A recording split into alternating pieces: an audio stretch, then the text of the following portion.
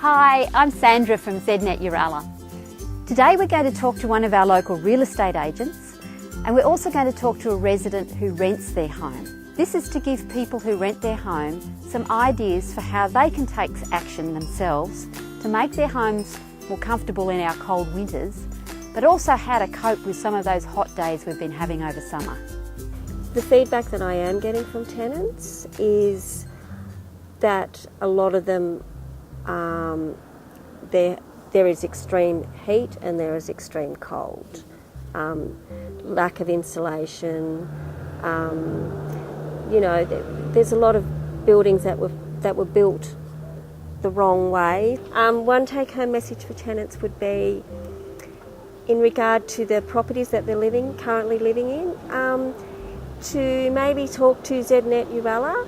They may be able to help you find a solution for whatever issues you may have in your home, keeping warm, ways to save on your energy. Even though the house you're living in may not be perfect, renters can take some really innovative steps to make their homes more comfortable, both in the winter and the summer, and also save on some power bills.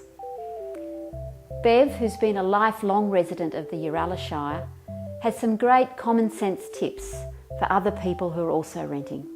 Just adhere to whatever season it is.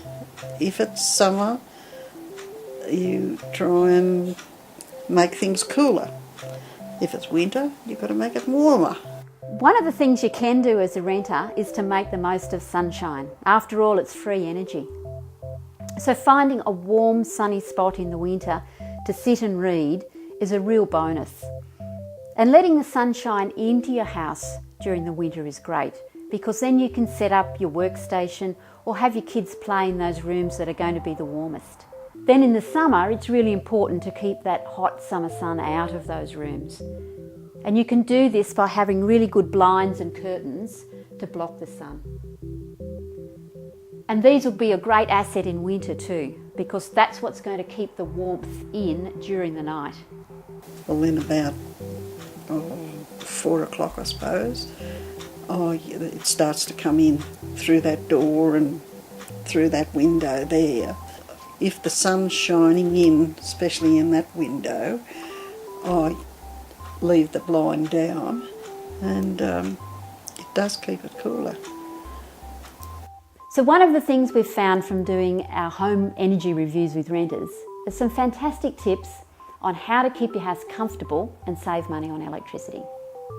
Now, the very first thing to do is to replace all your lights with these highly efficient LEDs. So simply take out the ones that are there, the old bulbs, put them safely away in the cupboard, put your new lights in, and you'll start saving money immediately. And then when you move house, simply take them out and put the old ones back.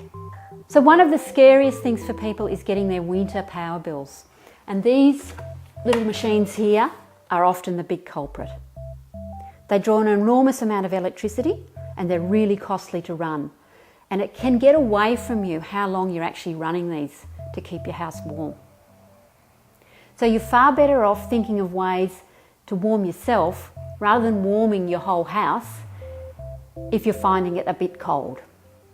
One of the things you can do is rug up your house, and you can do that by taking these door snakes and putting them under every drafty door, whether it be an external door or an internal door.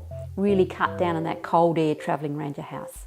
The next thing you can do is actually rug your house up. Rugs on the floor are just more insulation that just stops that cold coming up through the floorboards, especially if you're in an old house where there's lots of drafty cracks in the floorboards. And another thing you can do is to rug up yourself. So rather than trying to heat the whole room, just heat the important part. And you can do that with some low technology, like the trusty hot water bottle. But my favourite is a throw rug.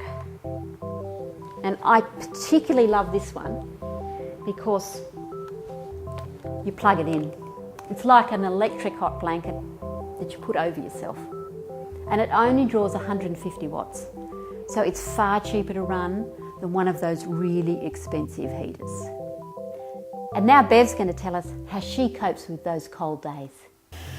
Oh yes, I have bed socks. And yes, sometimes I use a hot water bottle if I, got anything niggly in the back or anything. I'll use a hot water bottle on the back. So you've seen some great tips in the video on how to make your home more comfortable and save some money on power. But it's really important to go and have a chat to your real estate agent and landlord, because there could be some simple things and actions that could be taken to make your house more comfortable, like putting insulation in the ceiling. And if you've got a wood fire, it's really important that that's checked each year to make sure it's operating efficiently and is safe. After all, it's in the interest of the landlord to make sure they've got a happy tenant. A happy tenant will stay longer and will look after the home. The sorts of things that I do advise tenants is the possibility of putting in new curtains, open the house in the evening so that the properties cool down. Thanks for watching. If you'd like to know more about anything that we've talked about in these short videos, please contact ZNet Uralla with the details below. And if you'd like to get involved, we'd welcome people who would like to come and volunteer their services to work with us.